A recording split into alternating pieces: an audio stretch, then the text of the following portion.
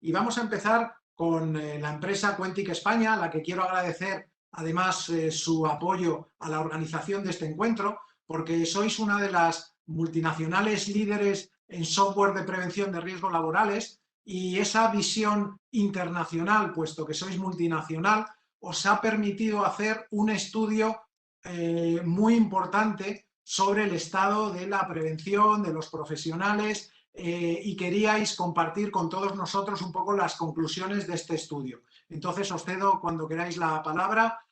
Muchas gracias, Sergi, muchas gracias, David, y bueno, pues tú nos dices si quieres hacer la presentación en español o en inglés, que sé que tu español es mejor de lo que tú crees, pero en cualquier caso, si es en inglés, los espectadores lo podrán seguir, y luego en la versión en diferido pondremos subtítulos para aquellos que también quieran seguirlo.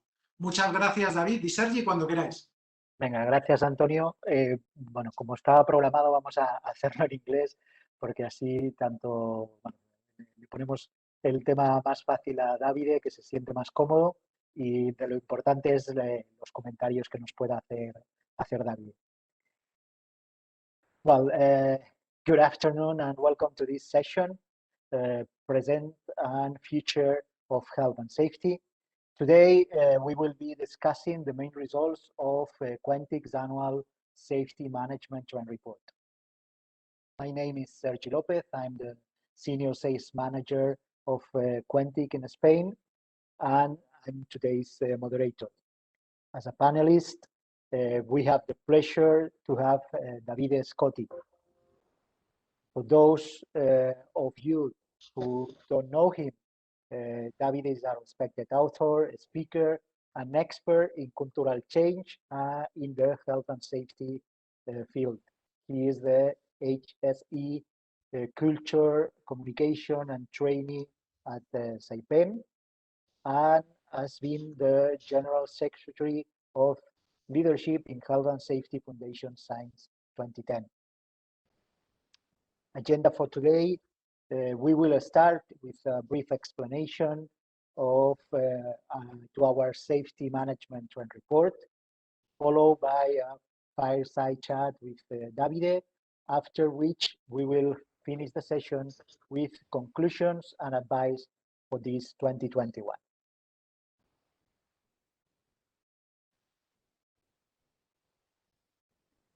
Yeah.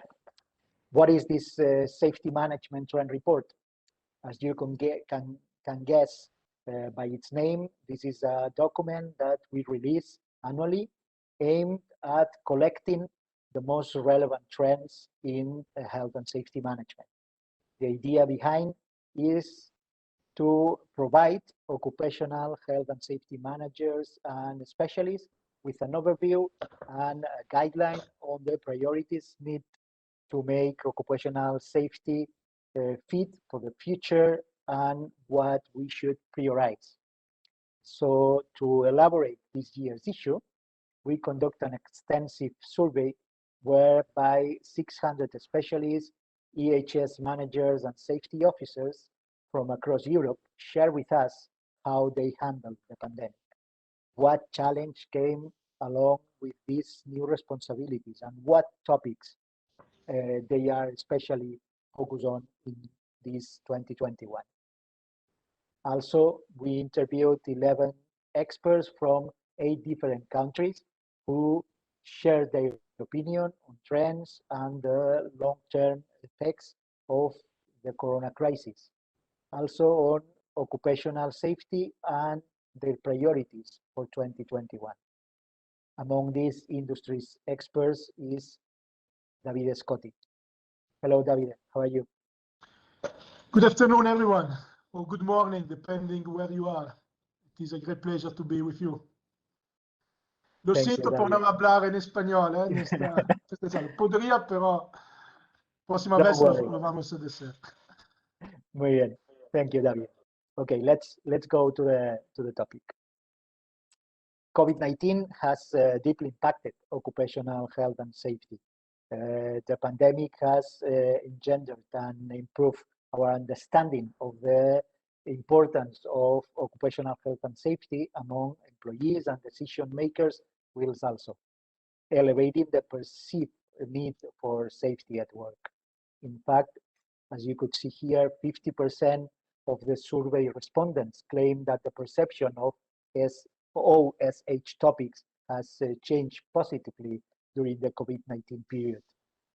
Davide, would you describe this COVID-19 period more as a challenge or more as an opportunity for the occupational health and safety field? Do you think it will have positive impact on safety culture in a long term? Absolutely, yes. I would say that this year has been incredible, unbelievable, both a challenge and an opportunity. Our family profession, everyone in the HSC field had a huge challenge to support their management, to support their workforce in a very difficult situation without any precedents. And yes, it has been a terrible year from a social point of view, from an economic point of view. But for those in our job, in our professional role, I think it's been a great opportunity, because health and safety has never been so present in the focus, in the mind of senior management teams, of workers as before. Workers had to be very sensitive to a new risk. So health and safety became very, very important for them. And senior managers had the challenge to guide their organization in a very stressful moment, in a very uncertain moment. And they found great help in getting the advice from the HSC professionals, from the HSC manager, the HSC advisors, and so on. So it's been great. I think this is something we should all be pleased. We should all clap ourselves as HSC professionals, because I'm sure that you all feel proud for what you did.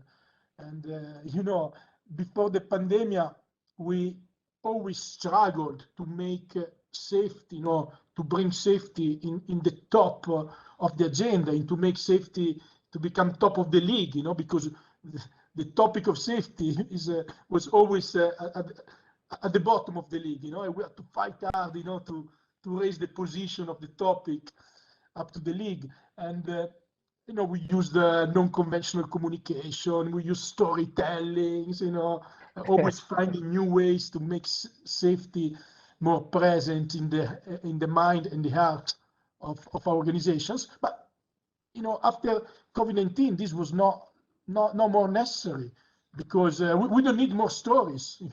It became a need, a very actual and present need. And so yes, this was a huge challenge, but as I said earlier, is also an opportunity, because to work side by side with managing directors, with project managers, working side by side with employers, this allowed our credibility to raise as HSC professionals, and allowed our management, our senior management, to be more connected with the HSC department.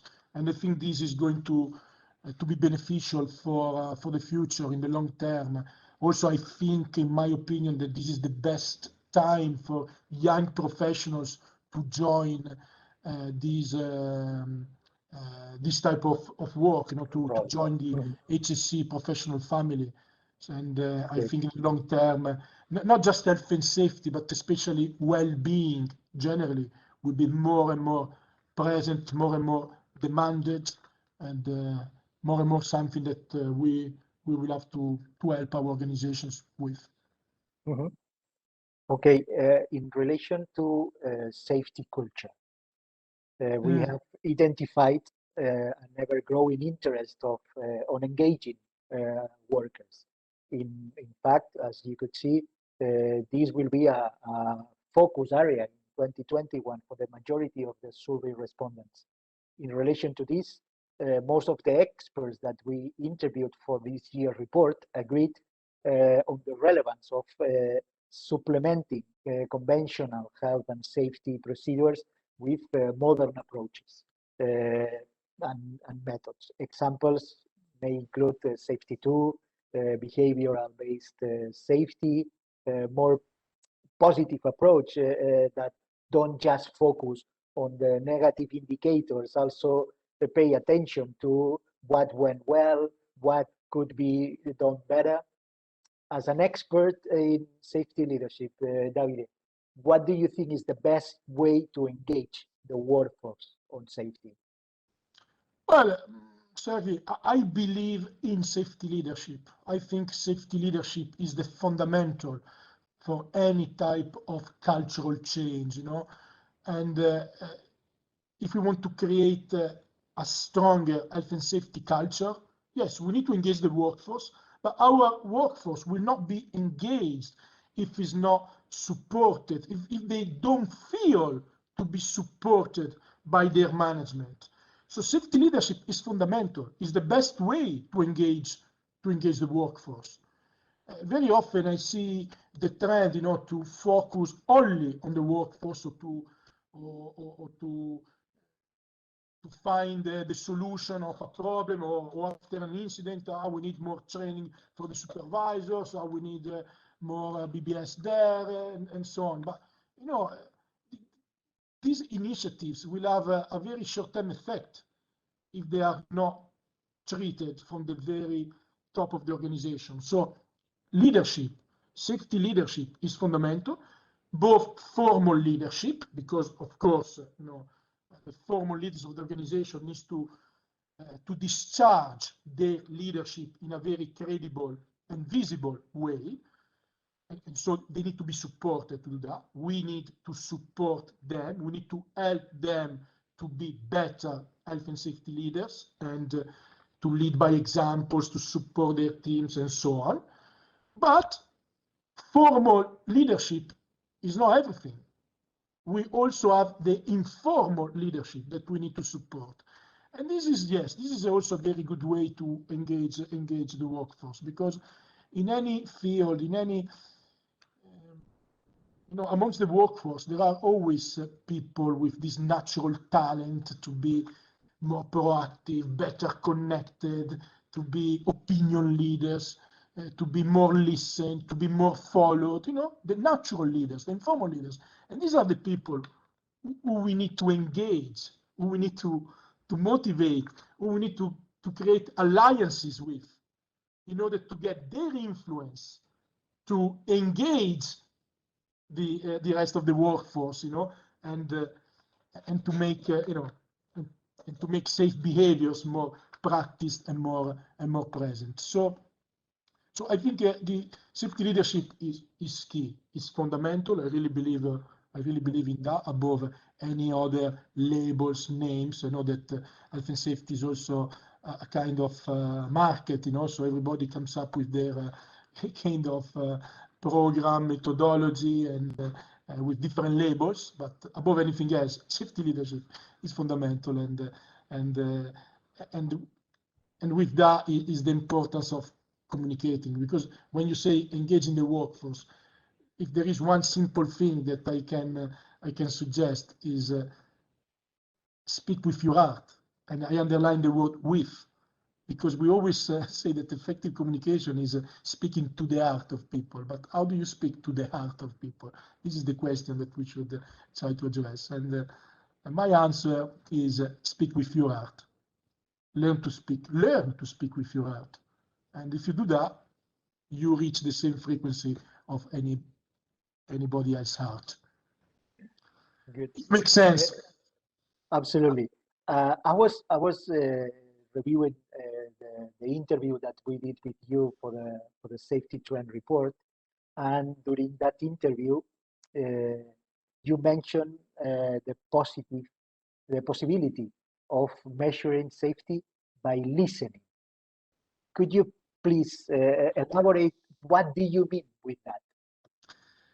Yeah, no, because this is a very common question, you know. In many years traveling around the world or speaking at conferences or meeting clients, you always ask, how do you measure culture? how do you measure the effectiveness of a cultural program? And it's a difficult question to respond, because of course you need numbers, to go to your management and prove that your investments have been had success. And of course we need to continue to measure safety performances in terms of reduction of incidents and increase of the leading indicators, the positive indicators, as you mentioned earlier, the number of observation cars, the number of near-miss reports, the numbers of HSE training, and so on. So these leading indicators, they need to go up and up and up, and the lagging indicators, or the number of incidents and so on, they need to go down, down, down.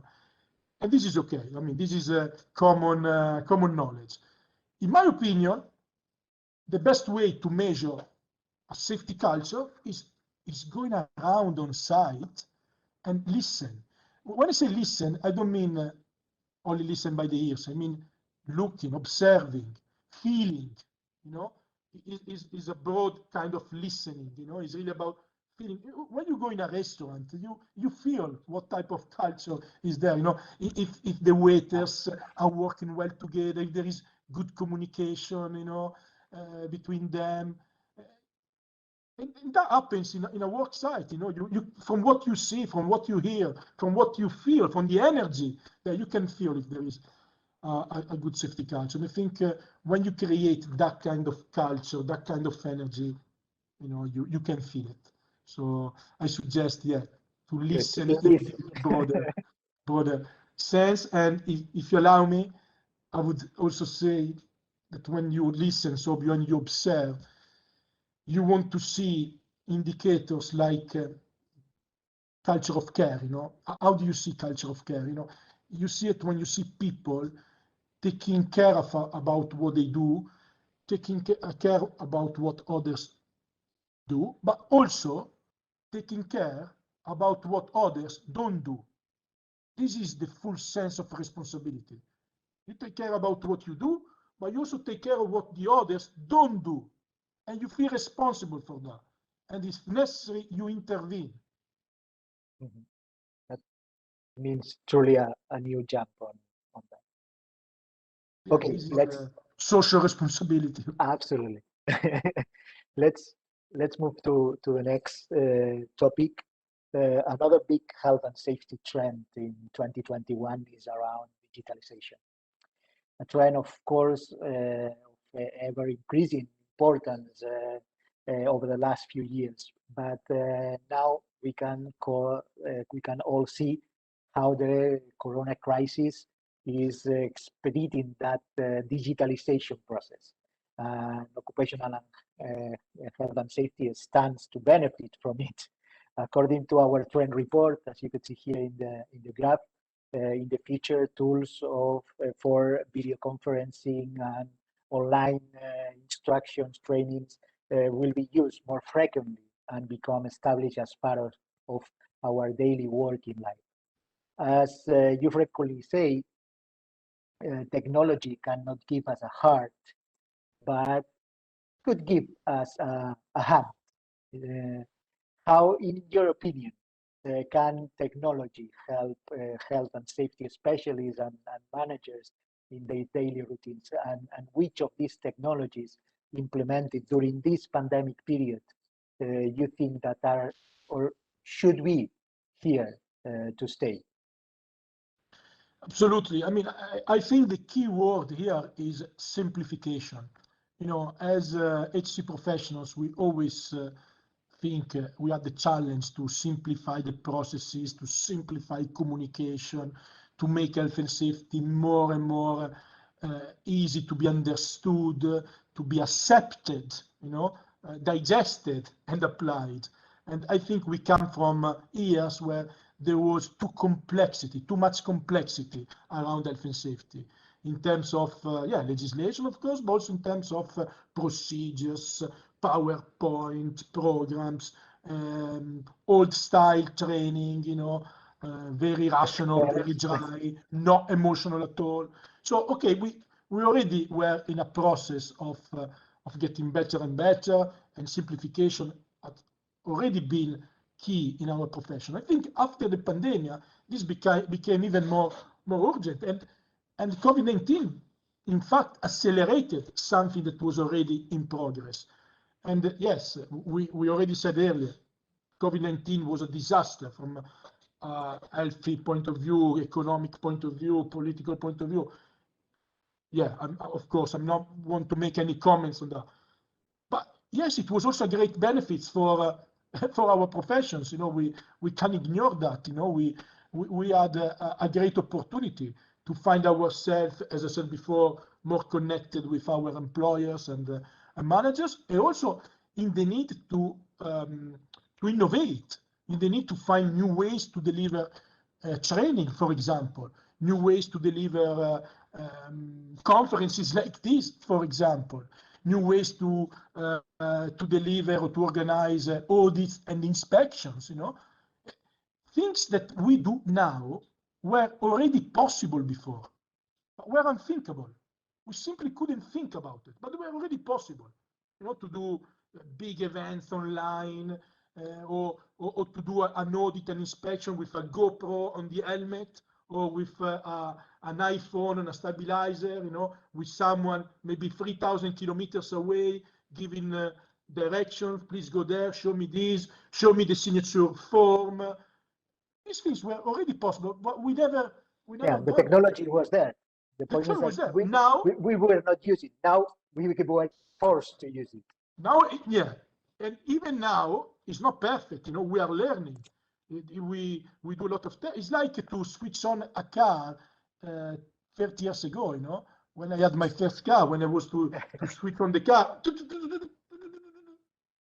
Now you press a button and you know, so it's the same. We are like 30 years ago, and so things are not working properly, but we need to be in the game. We need to, this is the time to try to innovate. We can, it's not possible not to play this game for an HC professional. I mean, we got to play. We got to find ways to learn the new languages. We need to find the ways to test, to try, to fail, to learn, and because if we don't do this now, it will be impossible in 1 year to get back. You know, so we need to be in the wave.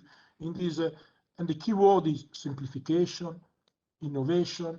And not be afraid of technology. As you reminded me, I always say, yes, technology will always give us a hand. And this is great, because it will always give us a great hand, a great help. But technology will never replace our heart. Technology will never replace the human heart.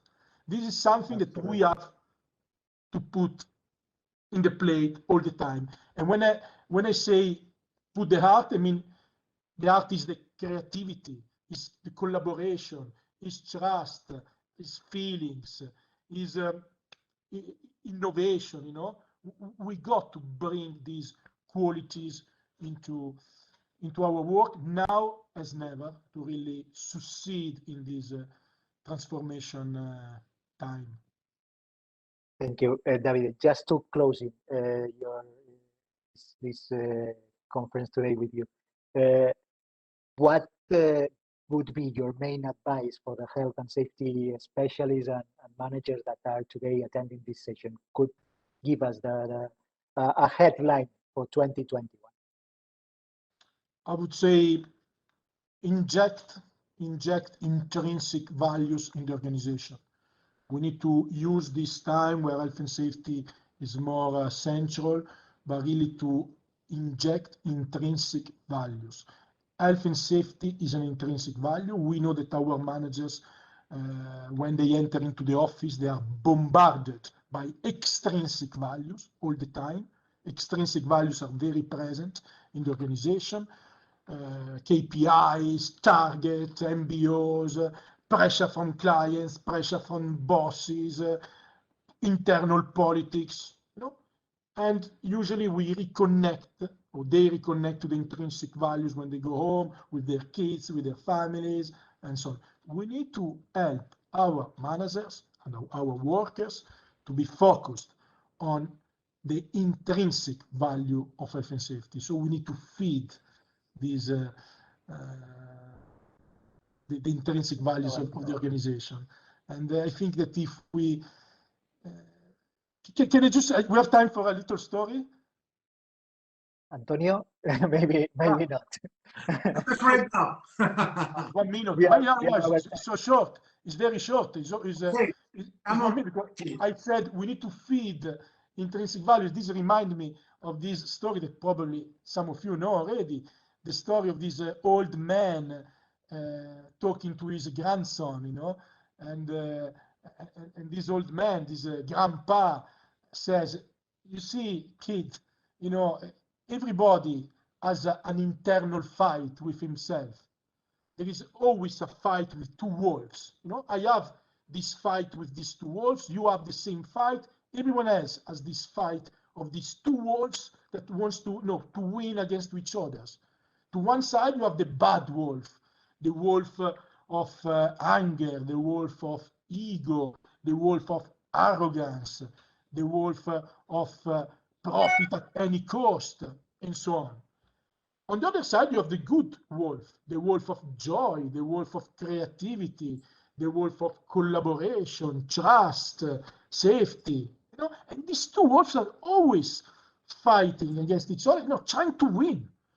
And so the little kid listening to his grandson, to his grandfather, you know, he says, "So, grandfather, who is going to win?" And the grandfather, looking at his son, says, "He's going to win the one that you will feed more. The one you will feed more." So this is the point. You know, we always have to deal with this internal conflict between intrinsic values, with good and bad, light and dark. You know, we all have our internal. So the point is that we need to be aware of choosing to feed the good wolf, you know, for ourselves and for the others. So as I see professionals, I think that we need to feed the intrinsic values of the organization, the good wolf of our managers, of our workers, and really to, you know, to help to create a safer and better world. And if we put passion, courage, and innovation, I'm sure that we can succeed. Thank you very much. You know, we have audience here in Spain, and of course we have also audience in America. And for us, it's very important because most of the time we have only figures, data, information of our own country. Then it's very important to have companies such as Quentic, international companies, that can provide us with this kind of study, with this kind of information from an international point of view. Then thank you very much for sharing with us this information.